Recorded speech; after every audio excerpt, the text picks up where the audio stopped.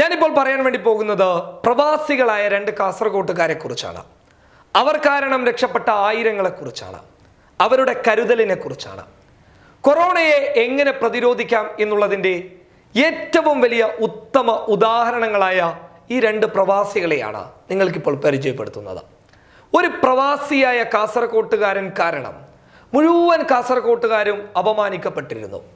അതിന് നല്ല മറുപടിയാണ് ചെങ്കള പഞ്ചായത്ത് സ്വദേശിയായിട്ടുള്ള ഒരു കാസർഗോട്ടുകാരൻ നൽകിയത്. കൃത്യമായ ഉത്തരവാദിത്വ ബോധത്തോടുകൂടി കൊറോണയെ പ്രതിരോധിച്ച് ഒരു നാടിനെ തന്നെ രക്ഷപ്പെടുത്തിയ ആ ചെങ്കള പഞ്ചായത്ത് സ്വദേശിയെക്കുറിച്ച് ഞാൻ നിങ്ങൾക്ക് മുന്നിൽ പറഞ്ഞു തന്നതാണ്. അതേപോലെ അതേ രീതിയിൽ മാതൃക കാണിച്ച കാസർഗോട്ടെ മധൂർ പഞ്ചായത്തിലെ ഉളിയത്തെടുക്ക സ്വദേശിയെക്കുറിച്ചും കാസർഗോട്ടെ മുനിസിപ്പാലിറ്റി പരിസരത്തുള്ള കൊല്ലമ്പാടി സ്വദേശിയെക്കുറിച്ചുമാണ് ഞാനിപ്പോൾ പറയാൻ വേണ്ടി പോകുന്നത്. ഗൾഫിൽ വലിയ രീതിയിൽ കൊറോണ ചർച്ചയാക്കപ്പെട്ട സമയത്ത് പെട്ടെന്ന് തന്നെയായിരുന്നു അവർ ബംഗളൂരുവിലേക്ക് വിമാനം കയറിയത്. കാരണം അവരുടെ സ്വന്തം ജീവൻ രക്ഷിക്കാൻ വേണ്ടി തന്നെയായിരുന്നു. അങ്ങനെ അവർ ബംഗളൂരു വിമാനത്താവളത്തിലെത്തി.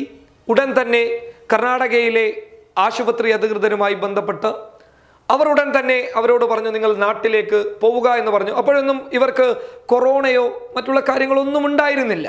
അവർ പൂർണ്ണ ആരോഗ്യരാണ് എന്നുള്ളത് തന്നെയാണ് കർണാടകയിലെ ഡോക്ടർമാർ പറഞ്ഞത്. പക്ഷേ ഈ രണ്ടുപേരും ഒരു കരുതൽ മനസ്സിനകത്ത് സൂക്ഷിച്ചിരുന്നു.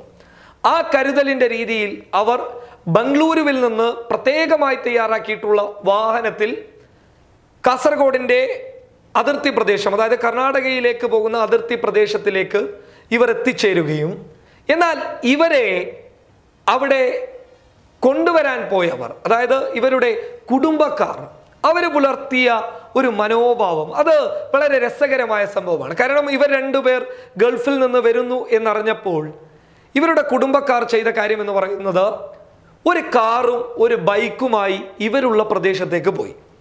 എന്നിട്ട് ആ ബൈക്കുമായി പോയ ആളുകൾ ഈ കാറിലേക്ക് കയറുകയും ഗൾഫിൽ നിന്ന് വന്ന ഈ രണ്ട് പ്രവാസികൾക്ക് ആ ബൈക്ക് നൽകുകയും ചെയ്തു.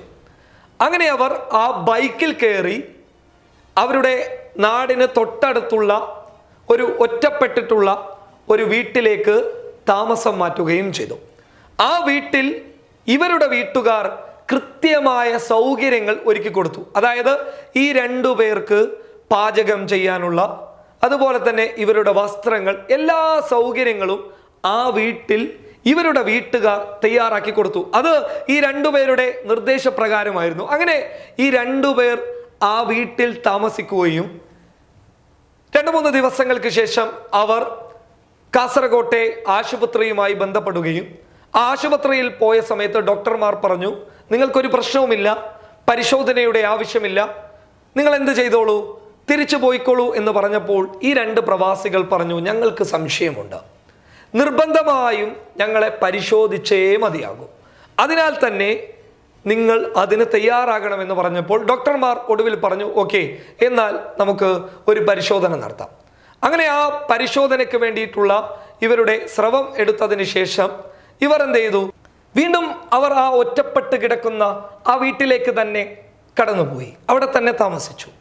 അവർ അവരുടെ വീട്ടുകാരെ കണ്ടില്ല, നാട്ടുകാരെ കണ്ടില്ല, കൂട്ടുകാരെ കണ്ടില്ല, ആരുമായും നേരിട്ട് സമ്പർക്കം ചെലുത്തിയില്ല.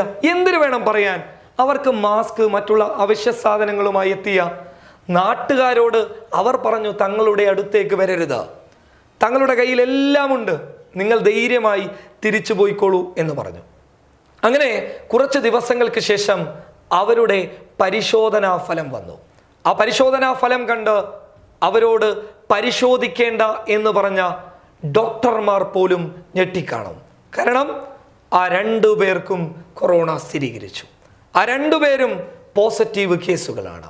ആ രണ്ടുപേരും മാതൃക കാണിച്ചതുകൊണ്ട്, ഒരു കരുതൽ കാണിച്ചതുകൊണ്ട് എത്ര പേരാണ് രക്ഷപ്പെട്ടത്.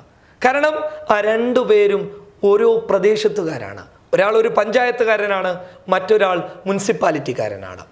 അതിലൊരാൾ കാസർഗോഡ് മുനിസിപ്പാലിറ്റിയിലെ കൊല്ലമ്പാടി സ്വദേശി, മറ്റൊരാൾ മധൂർ പഞ്ചായത്തിലെ ഉളിയത്തെടുക്ക സ്വദേശി. ഇവർ ഒരു കരുതലും കാണിച്ചില്ല, ഒരു മാതൃകയും കാണിച്ചില്ല. തോന്നിയതുപോലെ നാട്ടിൽ നടന്നിരുന്നുവെങ്കിൽ എന്തു സംഭവിക്കുമായിരുന്നു, എത്ര പ്രയാസമുണ്ടാകുമായിരുന്നു. പക്ഷേ ഇവരുടെ ഈ കരുതൽ കാരണം ആരോഗ്യ വകുപ്പിന് പോലും റൂട്ട് മാപ്പ് തയ്യാറാക്കാൻ ഒരു പ്രയാസവും ഉണ്ടായിരുന്നില്ല. ഡോക്ടറുടെ നിർദ്ദേശം മാനിച്ച് പരിശോധിക്കാതിരുന്നുവെങ്കിൽ എന്ത് സംഭവിക്കുമായിരുന്നു? അപ്പോൾ സംശയമുള്ള ആളുകളൊക്കെ പരിശോധനയ്ക്ക് തയ്യാറാവുന്നത് നല്ലത് തന്നെയാണ്. ഈ രണ്ടുപേരുമായി ഞാൻ നേരിട്ട് ബന്ധപ്പെട്ടു എന്ന് പറയുമ്പോൾ വീഡിയോ കോളിലൂടെ ഞാൻ അവരുമായി സംസാരിച്ചു. ഇന്ന് തന്നെയാണ് സംസാരിച്ചത്. അവരുടെ ആരോഗ്യ വിവരങ്ങൾ ചോദിച്ചറിഞ്ഞു. അവർക്ക് എന്തെങ്കിലും ആവശ്യമുണ്ടെങ്കിൽ വിളിക്കണമെന്ന് പറഞ്ഞു.